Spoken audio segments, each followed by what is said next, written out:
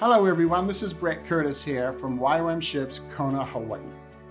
I've asked some of our staff and friends to unpack various stories that showcase impact that comes from our facility here in Kona to places around the world. This video is about training. So why do we place so much emphasis on training for the field? Every missionary being trained for the field should model patience as they work with people, show care, respect, and a desire to build relationships and trust with those that they serve.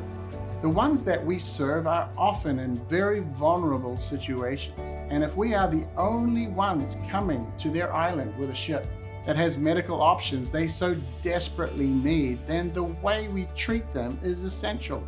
We have a 2,000-year-old model from the teachings of Jesus. For us, it's not about speed or numbers or throughput or efficiency, hurrying people through the line. It's all about making a long-term impact. Well, that takes trust and only gets developed if we have a relationship and they can tell we care.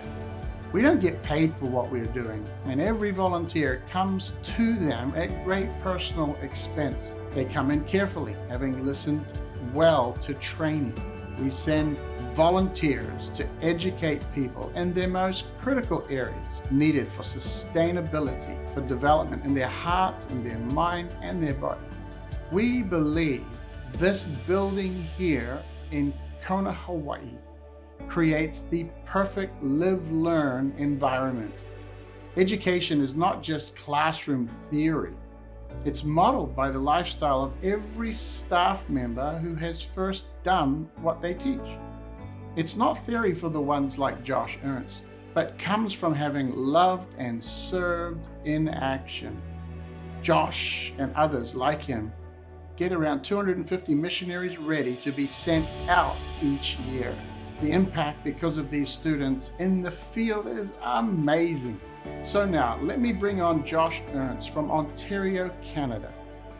When we went into this small village that no foreign teams have went into, day by day, we saw God's hand upon that situation. And then by the end, we all prayed and we felt like we were supposed to wash the village's feet. And at the time, in my training school, I thought that was a little bit crazy.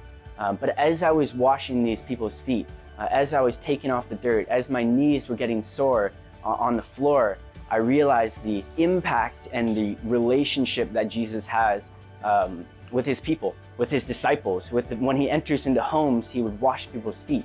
And that right there gave me a large understanding on who is Jesus and why we serve him and how he serves. So as we left, we were able to serve these people.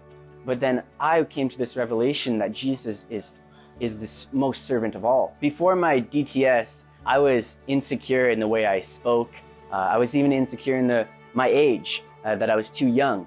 But in this experience of physically washing people's feet and seeing transformation in their lives, it gave me confidence and identity that I can do this through the authority which is in Christ, not myself. Our staff are amazing. Each of them raises their own financial support so they can serve others without compensation from Ywam. The update from our side about our training facility purchase is that we have now been gifted $1.5 million. So along with our mortgage being arranged, that means we'll have 5.2 of it covered out of the 8.2 million purchase. That's 63%. Now we only need 3 million more to reach our goal. Securing this strategic location will mean we can continue thriving in training and serving people of the South Pacific Islands. It's a worthy financial investment, creating a significant impact on villages in some of the most challenging locations on Earth. So feel free to call me directly if you would like to ask more information. If you are able to give again this year as you did last year, please do so. Both my number and the link to give in this email are below. We're getting really close. Please consider financially investing for the long-term impact your giving will produce. Our deadline is March 21st, so not long to go, and we'd love your help.